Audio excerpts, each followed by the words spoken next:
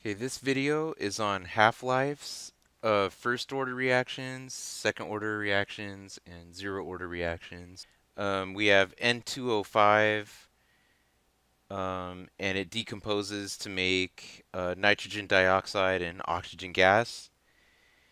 And we see our rate looks something like that, or our if we graph our concentration of the reactant, we'll see obviously it decreases over time. Um, So what half-life is the amount for half of the original concentration to be remaining, for half of it to decompose. So let's say at the beginning of the reaction, you started with 1.24 times 10 to the negative second molar.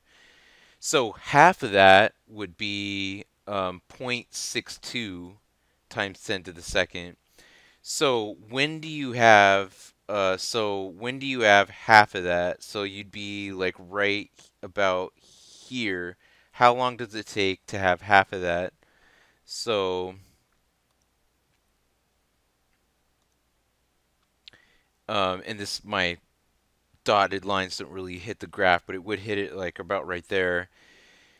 So how long did that take? 23 minutes. So if we look at our graph here, then it takes about 23 minutes. Okay, so let's look at what's called a successive half-life. So how much for half of this to decompose? If it's first order, you'll see that the half-lives, each successive half-life are identical. So which means that during a first order reaction, it's not going to depend on half-life at all. Okay, so right here we have our first half-life. Um, Our second half-life will be when half of this remains. So that would be when it's around 0.31, so which is roughly about right here. So that would be our next half-life. And if you look at it, these two dashed lines are exactly the same. So the next half-life is also 23 minutes. So on the second half-life, it will take two of these. It'll be 2 times one half-life, which will be 46 minutes. So this is roughly 46 minutes since we're at the second half-life. Okay, so then you would have 0.31. This continues for each successive half-life for first order reactions. And you're going to see that this situation is different for second order and zero order. Okay, so if this value is halved, okay, then you would have 0.15, which would be around right here. Okay, which would be around right there. It would be 0.15. So, and this is also this dash line. So how long this takes, and how long this takes are all exactly the same. Okay, so these are all 23 minutes. This is 23 minutes, 23 minutes, and this is 23 minutes. So that by the time you get to the third half-life, when only a third of the original amount remains, so this would be 0.15 times 10 to the negative second. You will be at the third half-life, so you could just go 3 times the first half-life. And you can only do this for first order. This is one of the key features of a first order reaction is their half-lives are independent of concentration. All the half-lives are going to be the same. So this would be 3 times 23, which would be 69 minutes.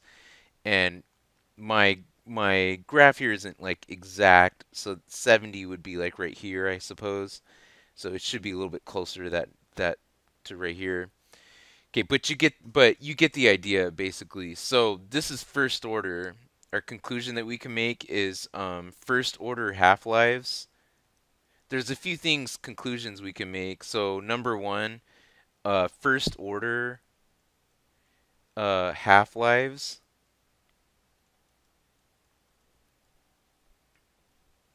are independent of how much remains. In other words, they're independent of concentration at that half-life. The second point we can make is that the half-lives, successive half-lives,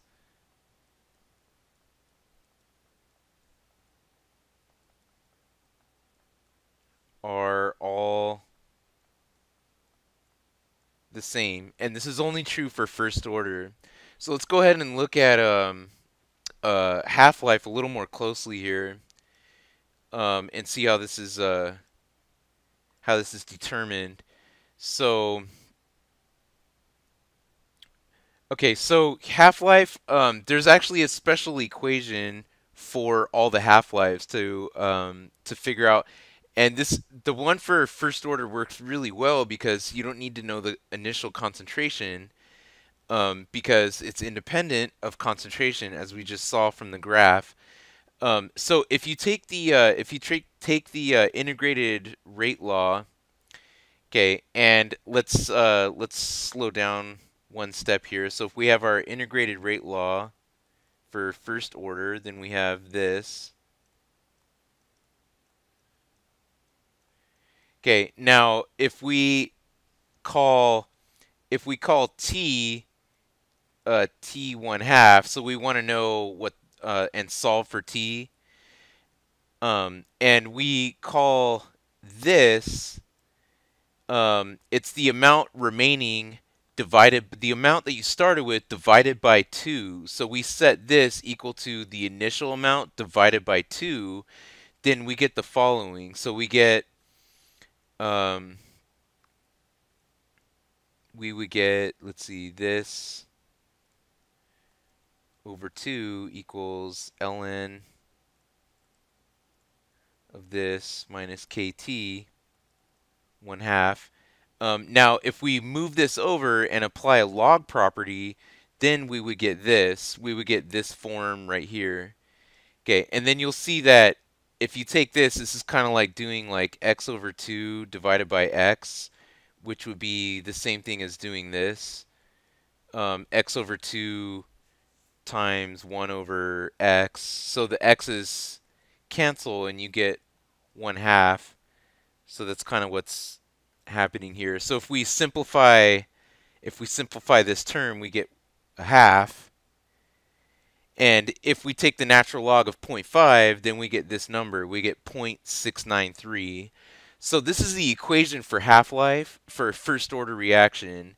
So you should put a red box around this in your notebook, and because it's kind of like an important equation. It's one that's I believe it's on the reference sheet for the AP exam.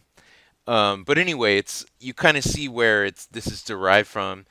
And what happens when you did this step right here is the concentrations, I called it X right here, the concentrations dropped out, which means at every successive half-life, it doesn't matter what concentration you have, the half-life is going to be the same for every successive half-life.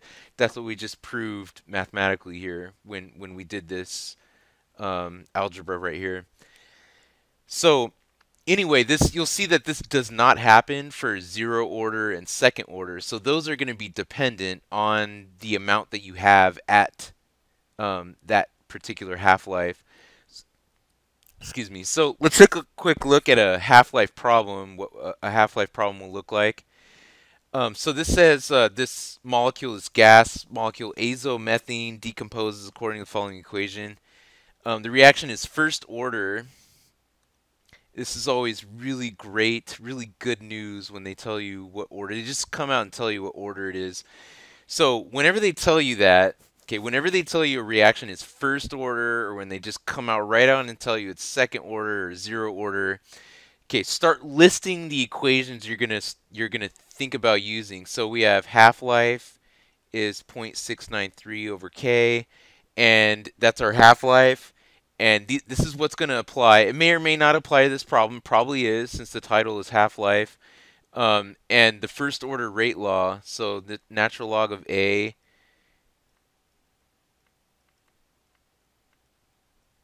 minus kt. I think in my notes earlier, I probably wrote it. I think I might have wrote it like this, but whatever.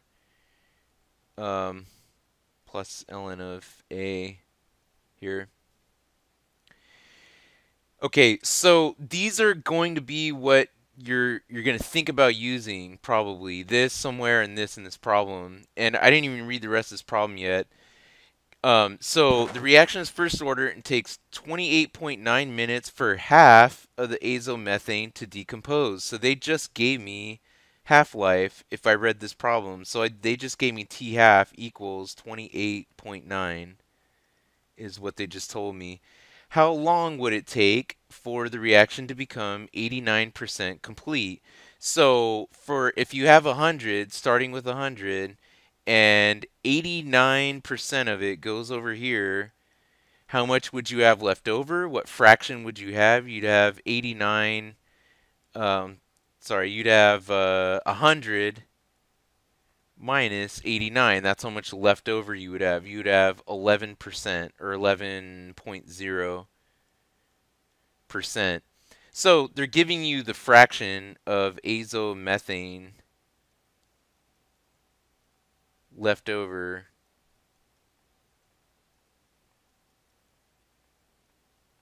This equals 0.110. And they also gave me T half. Okay, so they're asking how long would it take to become 89% complete. So you know what they're asking for in our equations is they're asking for that right there. Okay, and we're gonna end up using. It looks like they're giving us the fraction. So we're gonna use the fraction form in this equation, which was this.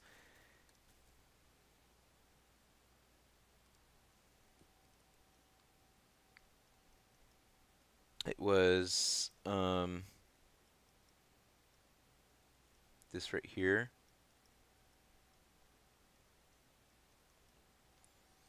Initial equals negative KT. And so we want to figure out what is T when this fraction is 11% or 0.110. So if all we need to figure out is if we know what K is, we can answer this question. Luckily, we have this, and they gave us the half-life. So we need to do that first so we could get figure out what K is, and then we could solve for T. So I kind of went through this problem a little more than I was actually kind of planning to. So let me see. Let's see what you guys come up with for your answer to this problem. Um, let's move on to second order and zero order half-lives.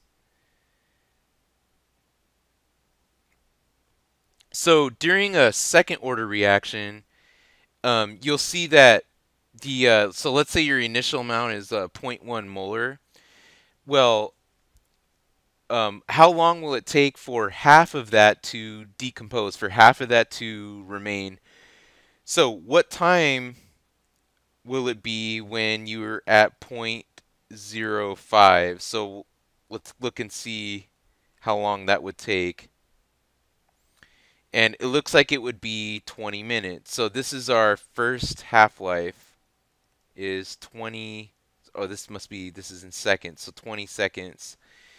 So since this is second order, you're going to see that the for half of this to remain. So when you get to uh, 0.025, which would be like right here, and if we extrapolate this all the way out, you'll see that the second half-life is much longer than the first half-life, and the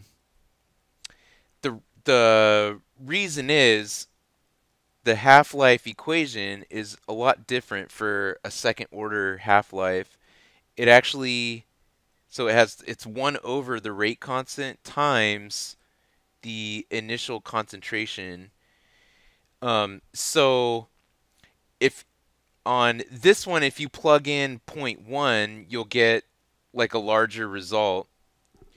Okay, but then if you plug in 0.05, you're plugging in for each successive half-life, you're plugging in smaller and smaller numbers here. And so your result, since this is actually in the denominator, your overall result is actually going to get smaller. um, I'm sorry, these concentrations are going to get smaller and smaller. And since you're taking 1 over that number, the overall term is going to get larger and larger for each successive half-life.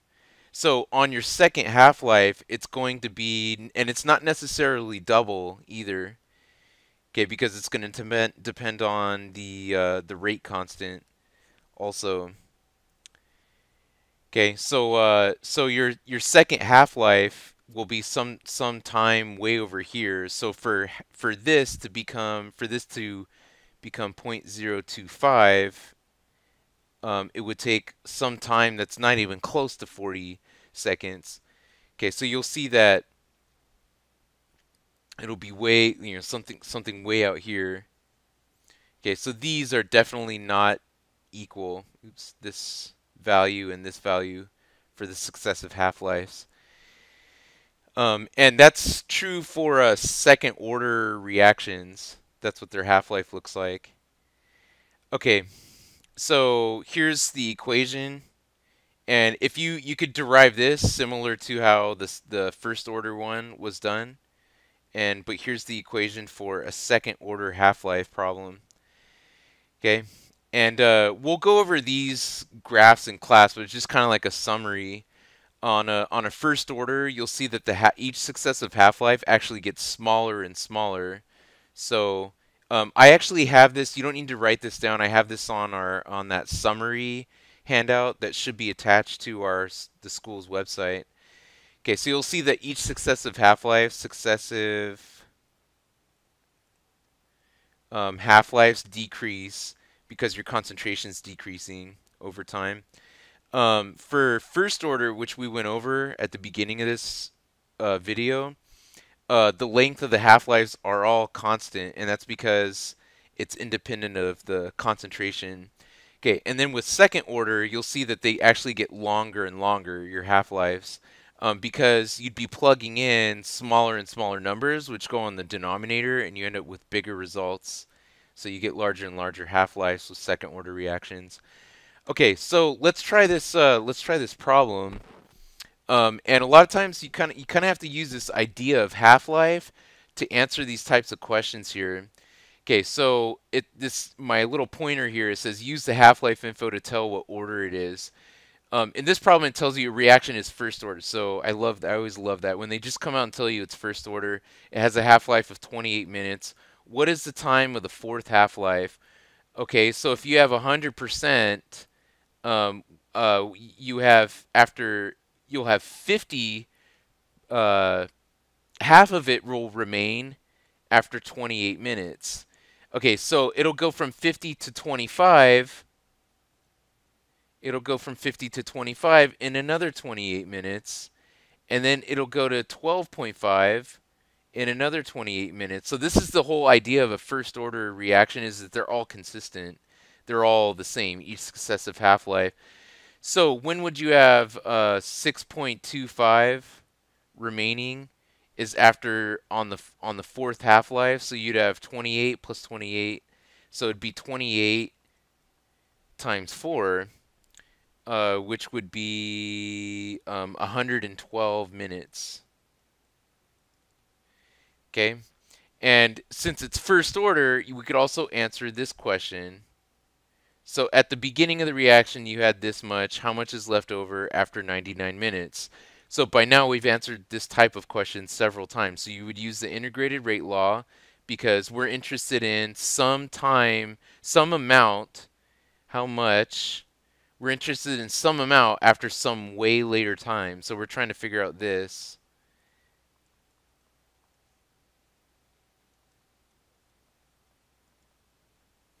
Okay, and they gave us this number. This is 6.0. You know that it's first order, so we know that we can solve for k. If the half-life is 28 minutes, we can solve for k, and then so we'll know that number. We know that number because it's given in the problem, and they want to know after 99 minutes, so we know that number too because that's also given in the problem, and then we just solve for that. So let me see what you guys get for this question here. Okay, and then also I have another half-life problem at the on the next slide. So try to answer this question. I'll give you a tip here. It says the successive half-lives are increasing. So which one did they increase? Was it zero, first, or second order? And then so once you know what order it is it zero? Is it first? Is it second? So once you know what order it is, you can answer all any question you want. Okay, because like that's like the magic of when we're studying kinetics is if you figure out the order, you can answer pretty much any question with the integrated rate law and then now the half-life equations that we have. Okay, so I want to see what you guys get for this question and the previous question, the second part of the previous question. Okay, it's the end of our tutorial.